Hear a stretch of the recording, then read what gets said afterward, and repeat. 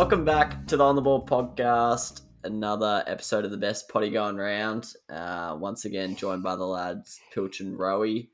And today we are doing a fairly normal episode, but today the meat and potatoes, the middle of the episode, the good part in between the review and previews, a little bit different. We've sort of been toying with this idea for a little bit of an AFL best players list, and we've decided on the number, and that's top 20. We've all submitted our top 50s, and we've averaged it out to get a top 20. So I think it's actually a pretty good list. If we just went individually, I'm sure mine would have been disgraceful, and yours would have been good. But I'm glad I'll look like somewhat of an expert with your boys' opinions, balancing me out. So I appreciate that.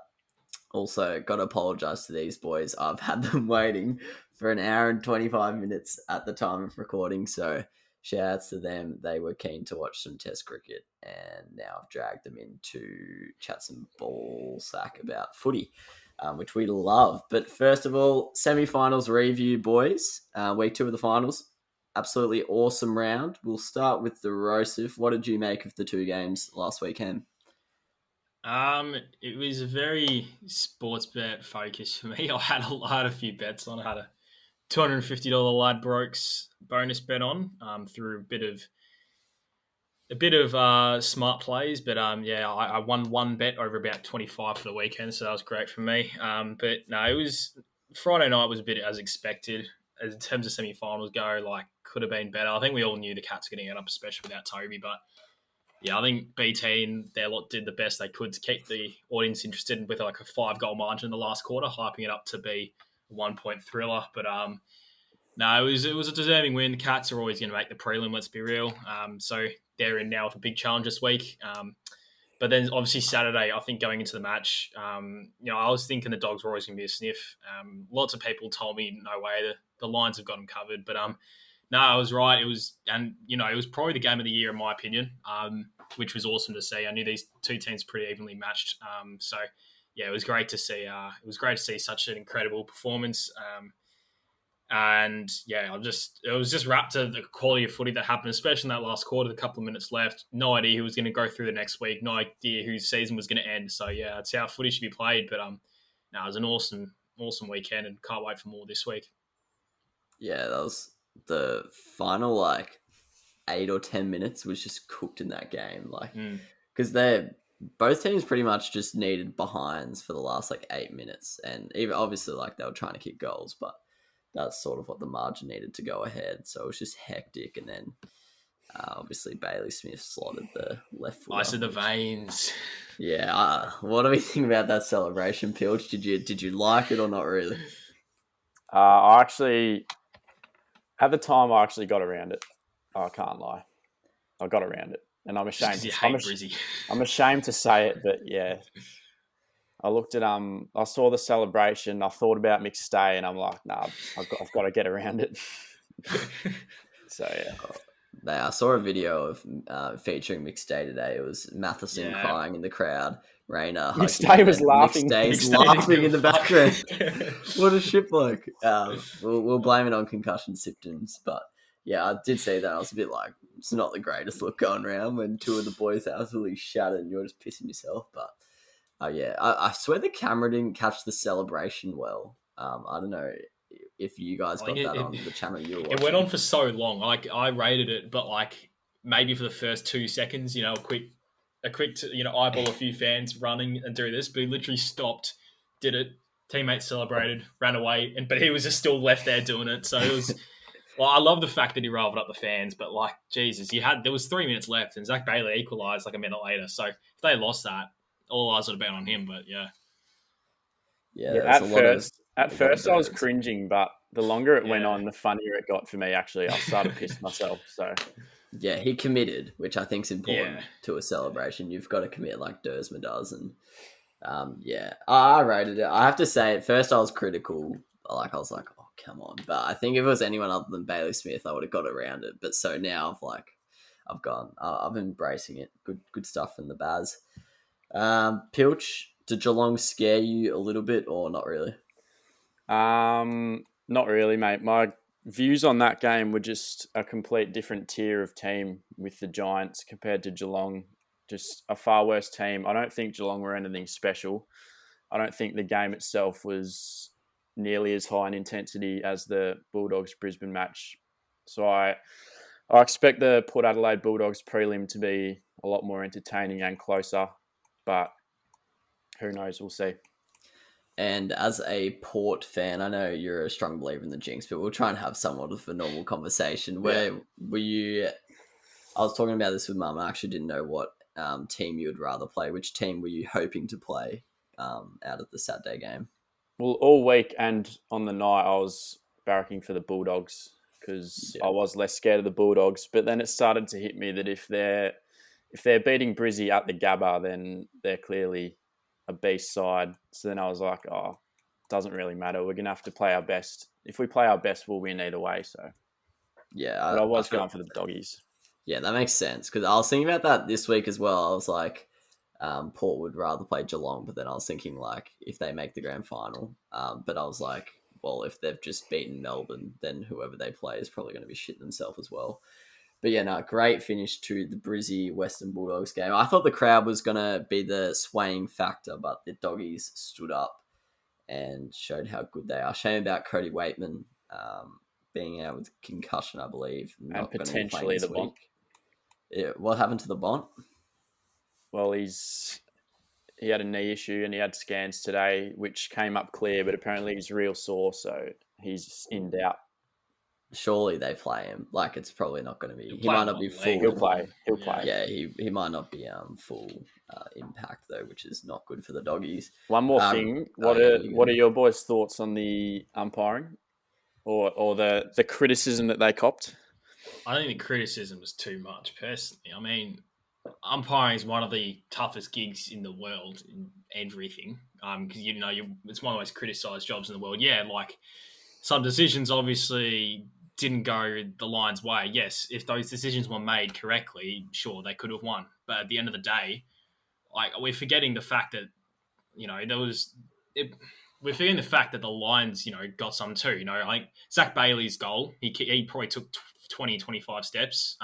Caleb Daniels' deliberate out of bounds was just rubbish. So yeah, if you weigh it up, there was probably more frees that could have gone the Lions' way than the Dogs. But at the end of the day, that's every single AFL game. So if you want to put into perspective, the premiership ladder would be different if we take into account the umpires. So I think the criticism was ridiculous. I think it was very harsh. I mean, as much as it's tough when it's your team and you're losing by a point, and there are many umpiring decisions in the game that could have made that different. But at the end of the day, it's not like the umps are running out there trying to win the game for the Dogs. Like I said this on our group chat earlier in the week when a few boys were saying how Brisbane were robbed. It's like, yeah, they probably were robbed of some chances, but at the end of the day, it's the Dogs are on top of the free kick count, and so are the Cats because of the way they play, and they're always the first to get their hands on the ball. They always have the most disposals. It creates the most opportunity to get frees. So that's why Richmond, when they were top of the ladder, as we can probably recall, they never really had that many touches. It's because they play that ferocious, get it forward at all costs, risky sort of game style, which does result in a few more frees against.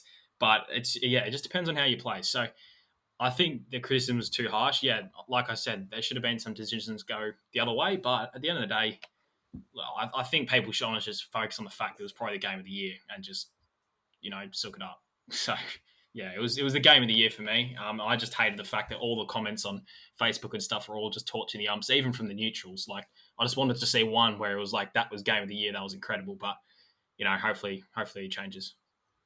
Yeah, that's actually so frustrating about AFL. Like, so often everyone just turns to the umpires, and I know it's an easy scapegoat for a losing fan or a neutral who is going for the Lions, but yeah, I swear 90% of the time it's uncalled for. And then obviously the big news outside of those two games came out last night. I think Lockie Neal reportedly requesting a trade back to Freo. He's about to start raising a family and they want to raise it in Perth. We'll go to the expert list manager on the panel, Rosef. What did you make of this development? I don't know. It was a nice little shock. It's awesome when a big name player just comes absolutely out of nowhere and just says that he's going to be moving. I don't know. There's nothing much else to report than any other move. It's a player that just wants to go home, so he's got to treat it that way, especially for family reasons.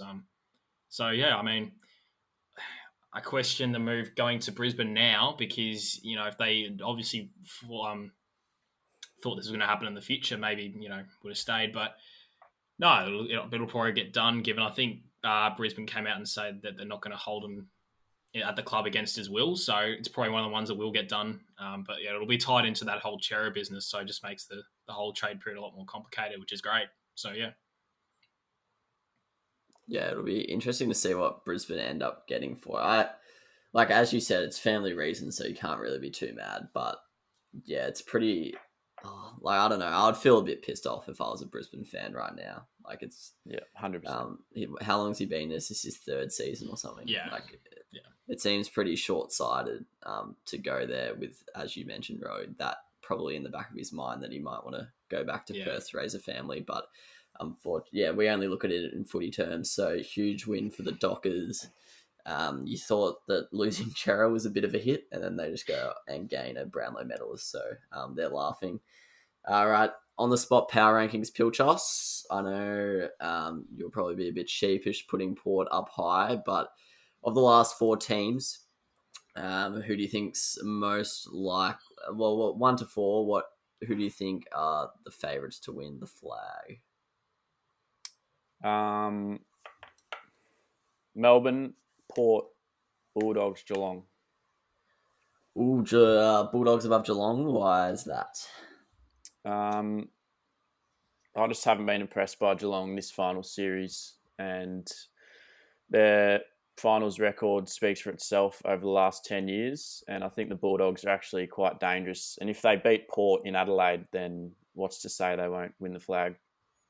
Yeah, that would be a massive win for the Doggies. Rowie, do you agree with that order? Yeah, I definitely agree with the Melbourne Port. That's probably what 95% of people are also saying at the moment. I think it's a very good chance it'll be the year of the D's. But it'd be awesome to see Melbourne Port granny. I know, because as soon as Pilch said out his things, I was then thinking, well, who's more likely to upset this weekend? Cats over the D's or Dogs over Port? And that one I can't really decide. So, if then my reasoning goes to, well, who would win in a match out of Geelong and the Dogs, and that still doesn't narrow it down. But if I have to choose there, then maybe still just the Cats. I still think their firepower up forward is still a bit too strong. But in saying that, they're the way they're playing now is not convincing at all. It's not quick. It's not ferocious. It's not intimidating. So yeah, I don't know.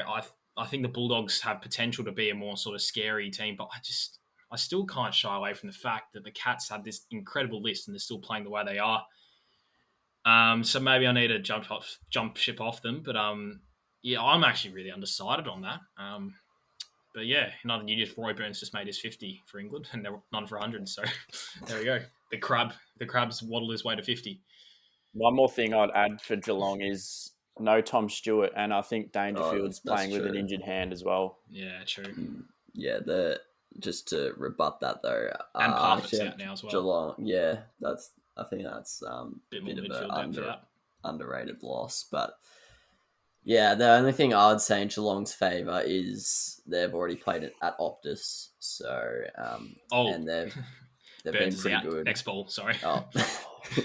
Good from Burns. You just nicked it behind off. That's actually classic. You just lose concentration when you get a 50. Oh, jeez. Wait, are you watching it, Pilch? Sorry. No, I'm not. I've got the scores up, but okay. Do you want me to tell you every time something happens, or? Yeah. Right. Yeah. Sorry about that, Ham. No, that's all good. Yeah, Geelong already played at Optus last week, and I'm sure they've made a bit of a home of it.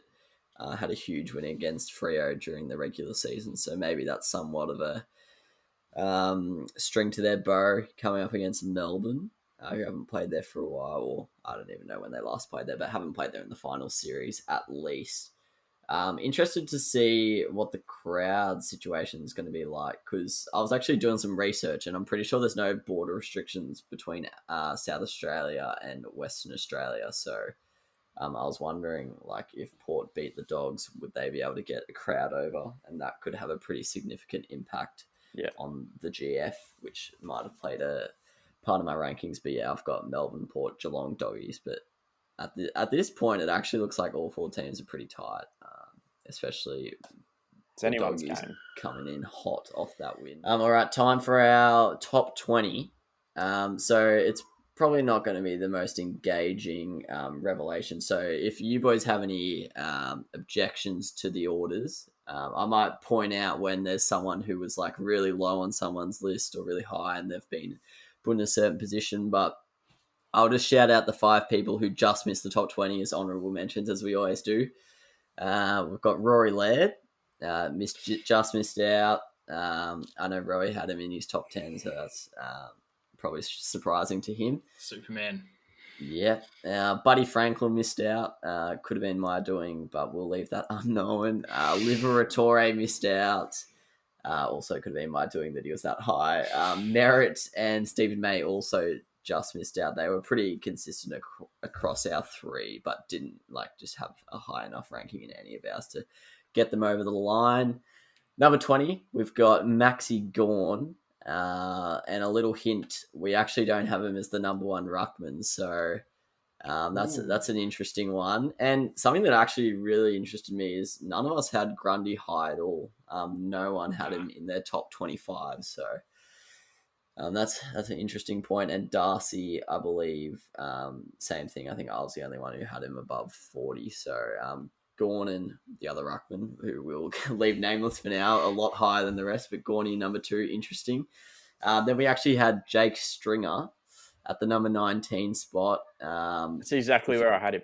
Yeah, no, actually is exactly where you had him. If we said that last year, you would probably been like surely not, but sort of had a bit of a resurgence this year. Missed stiff to miss out on the AA side.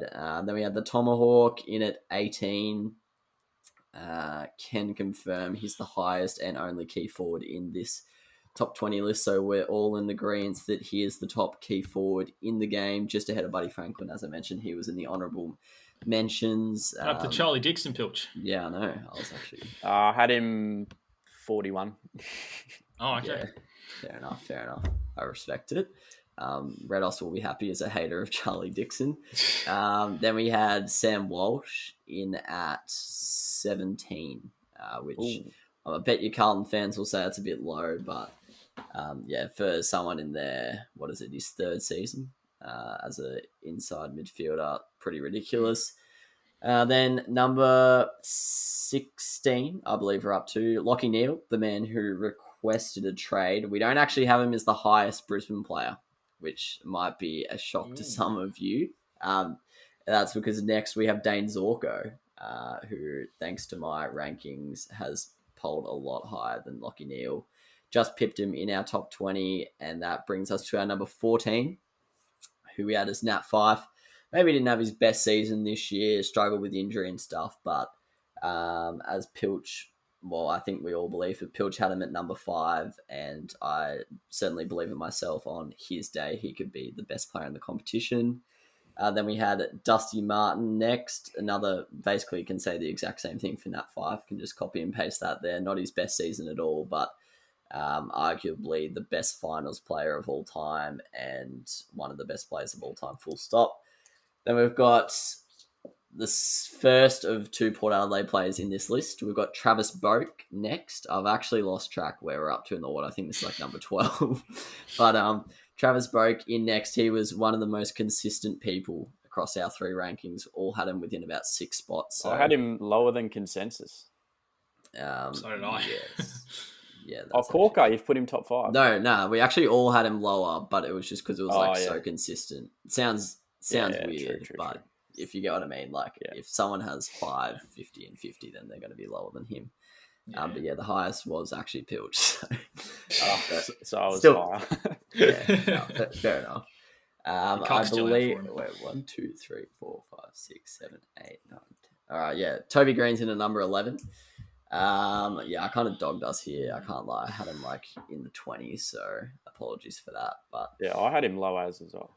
Yeah, I don't know. 17. I feel like I love Toby Green, but the suspension stuff's starting to lose respect for me. Is he that good of a player if he's off the park every 3 weeks? I don't know. I think that's got to be weighed up.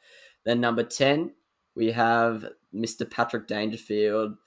legit could probably say the same thing about Fife and Martin as him. Probably not his best season, but has been one of the most reliable players in the AFL in the last 8 years or so. Absolute killer. I had him lower than you boys. You both had him in your top 6, so I dogged him a little bit there. Then Darcy Parish in at 9. That was my doing. I had him in my top 5 after a killer season.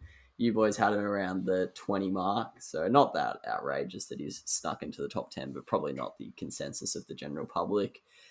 Then we had Ollie Wines, the Brown. Is he the Brownlow favourite or the number 2? He's either favourite or 15th favourite.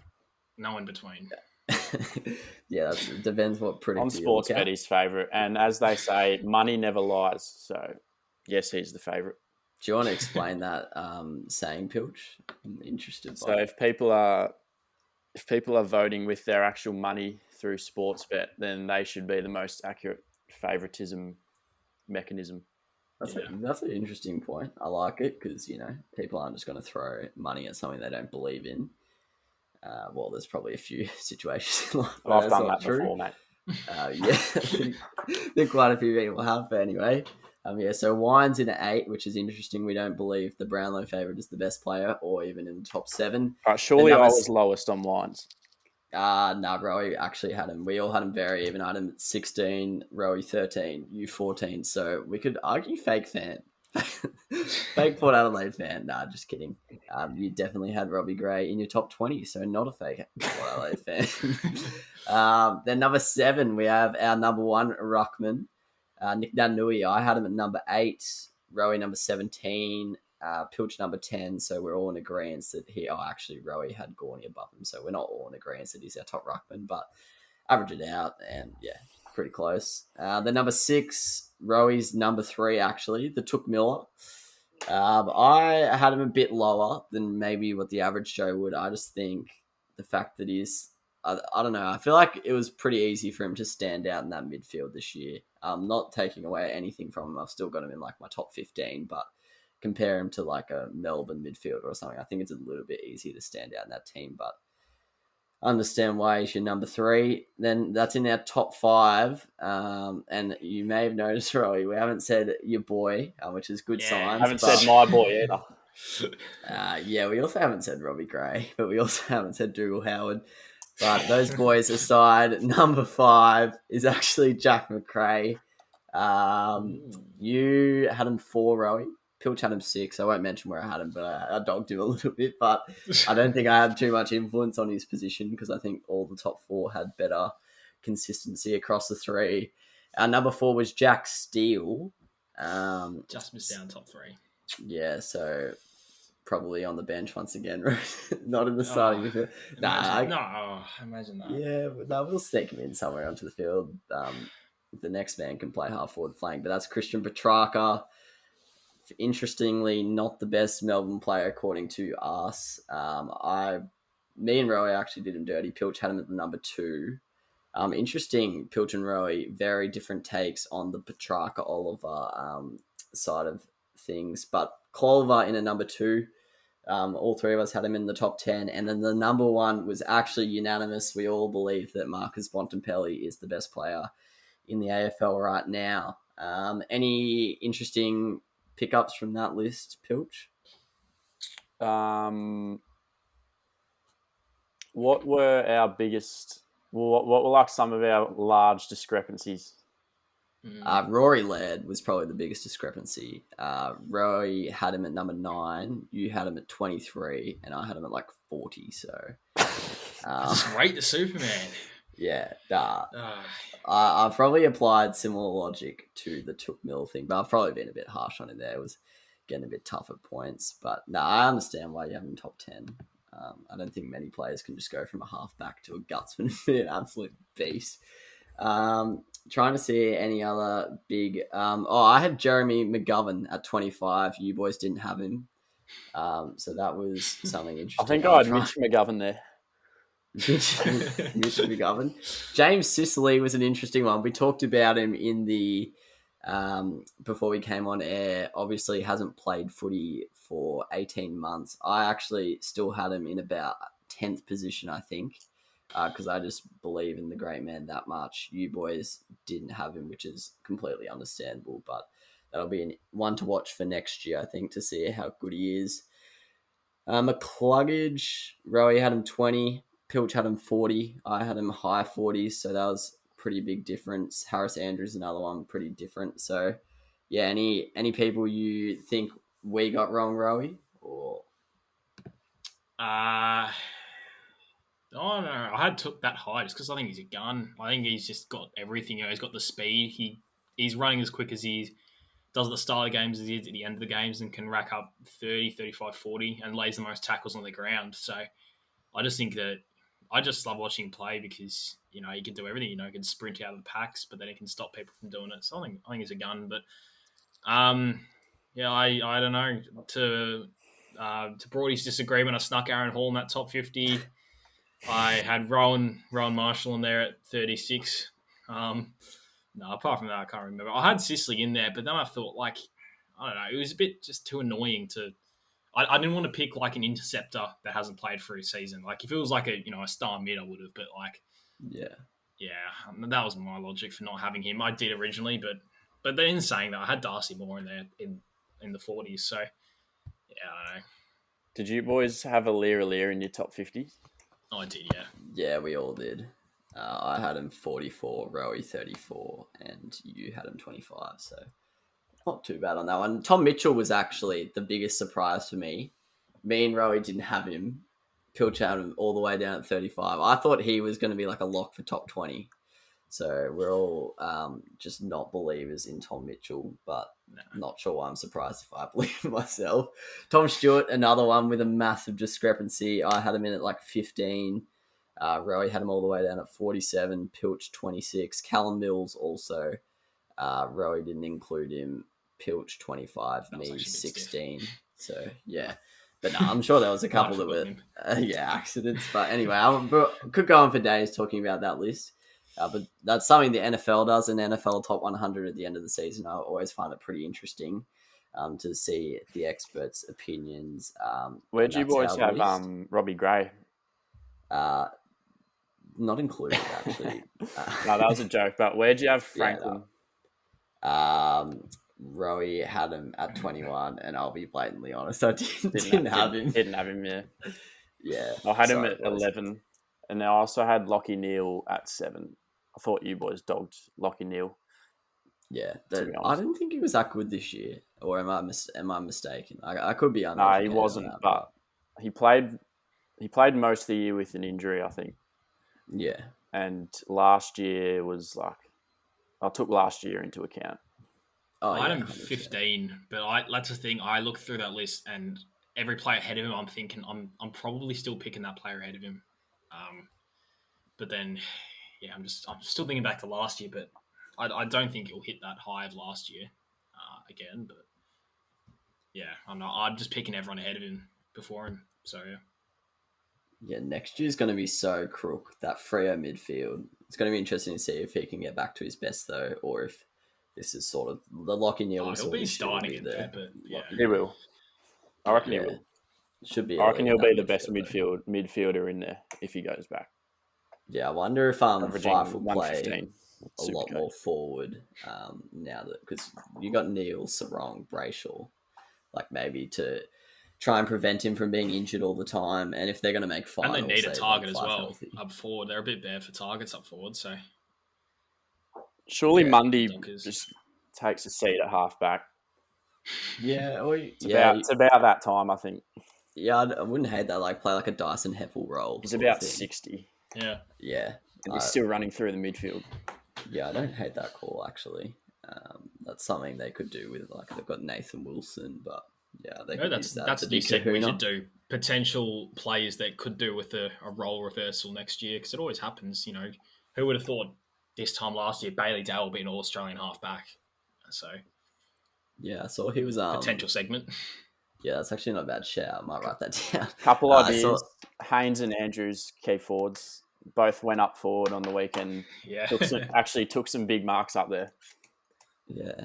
It's actually... I find it so weird that they can just change... it happens in no sport, I don't think, except for footy. Oh, maybe like in rugby league and rugby union a little bit, but like in soccer, you don't just see Virgil van Dijk become a striker. Yeah. Like I actually think it's sick that they can do that. But yeah, that could definitely be a segment. So look out for that one in the next few weeks. We've got some good episodes coming up, but I think that'll do us for the top 20 chat. Just thought that would be a fun thing.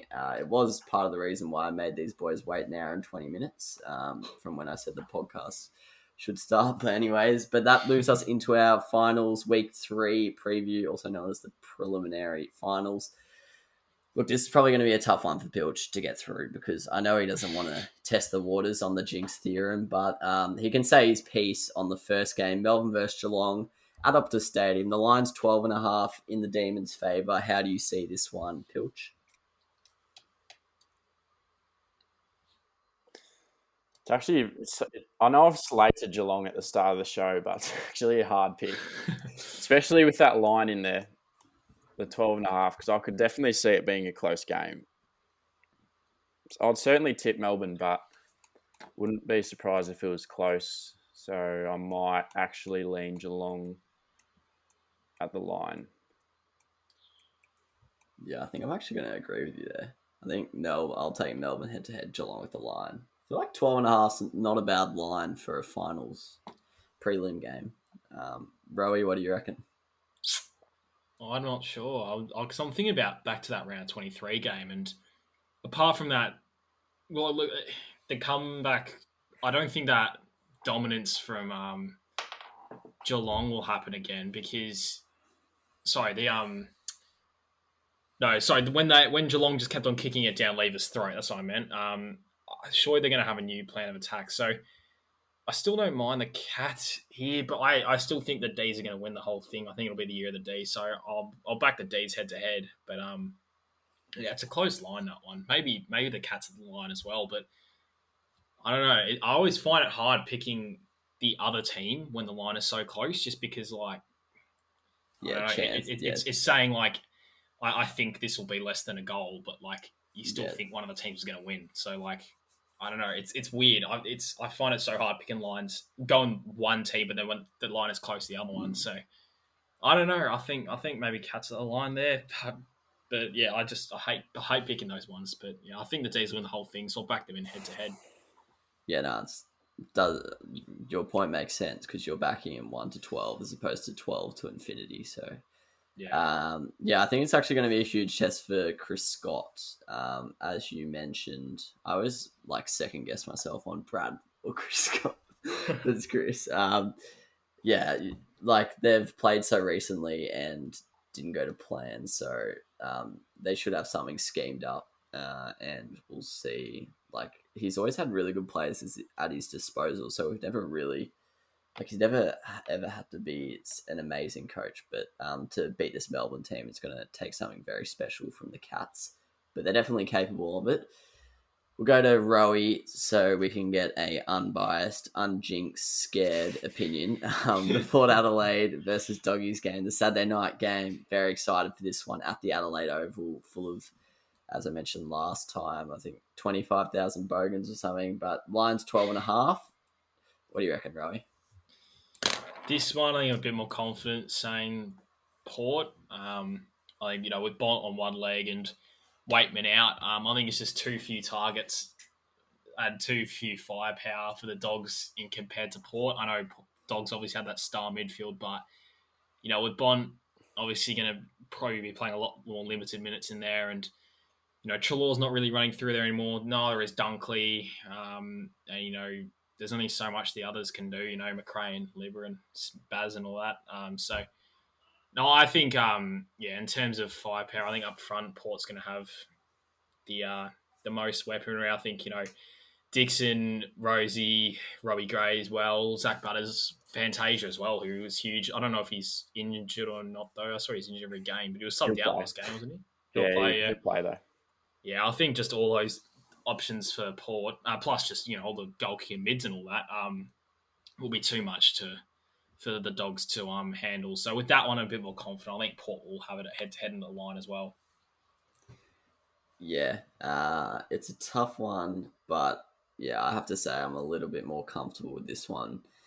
think Port looked really good. The boys got a dub in the sample, which is what we like to see, beating the undefeated Glenelg. So the squad's firing on all cylinders, 1 to 50. But I don't know. I like their matchup against the Dogs. But in saying that, I'll tip the Dogs. Wink, wink, nudge, nudge. We'll be tipping the Dogs. Always got to tip against Port. I thought Geelong were going to beat them. I thought the Dogs were going to beat them last time. And I just realised these are the same matchups from the last round. Weird footy, but... Oh, yeah, true. Yes. But yeah, Dogs, easy dub. So we'll go Dogs at the line and head-to-head. I can't give you a straight face. Pilch, do you want to comment anything or not really? Yeah. Once again, I think just in the Bulldogs' nature, they fight till the end. They're not going to get blown out. But I do think, unbiased, whatever, I do think Port, if they turn up, are clearly the better team. So certainly tip them head-to-head. But what's the line? 12.5 again? Yeah. I would actually, once again, be tempted to go the Dogs at the line. Yeah, hopefully we get 2 close games.